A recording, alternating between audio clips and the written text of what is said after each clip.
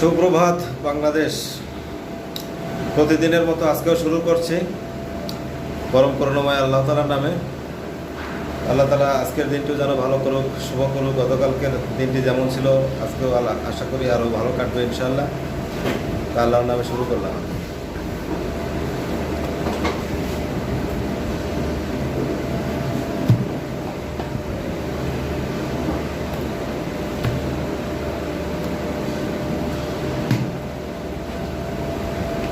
Dhaka metro ল 46-44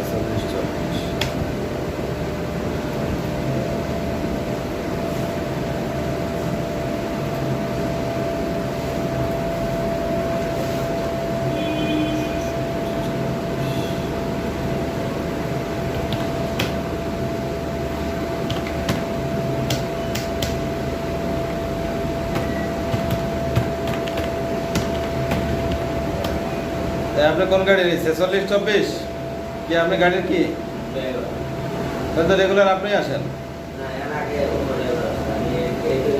এই মালগুলো কোথা থেকে নিয়ে আসেন? কুষ্টিয়া। ঢাকা মেট্রোটা 12-46-24 515 ওয়াট সজীব এন্টারপ্রাইজ। ক্লিয়ার? শেষে আছে ওই এন্টিমোনিয়াল লিড আছে দানাফুলের ওই গাড়ি, আর কোলবাটে গতকালকের একটা এছাড়া আর নাই। আর ব্যাটারি আছে 8-9টা, তার ভিতরে 4টাই ছোট গাড়ি।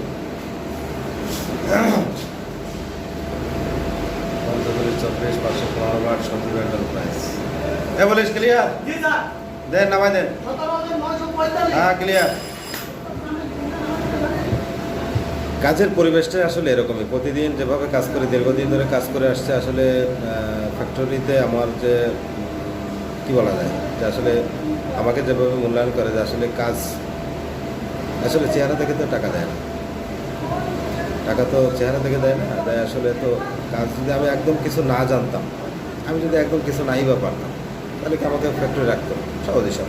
আপনি যে কাজে যাবেন, আপনার চেহারা দেখে কেউ আপনাকে মূল্যায়ন করবেন। আপনার যদি কাজের দক্ষতা থাকে, আমি মনে করি, মানে এটা আমার নিজস্ব অভিমত, যে শাইখ সিরাজ তার চেহারা কিন্তু আমার কাছে বেশি ভালো লাগে না, বা তার যে সাইজ, তার যে স্ট্রাকচার, বডি স্ট্রাকচার, তাকে কিন্তু যে সহজেই যে মানুষ যে পছন্দ করবে, এটা কি আসলে মনে হয় যে পছন্দ নাও করতে পারে। এটা আমার যদি একান্ত ব্যক্তিগত অভিমত আর কি।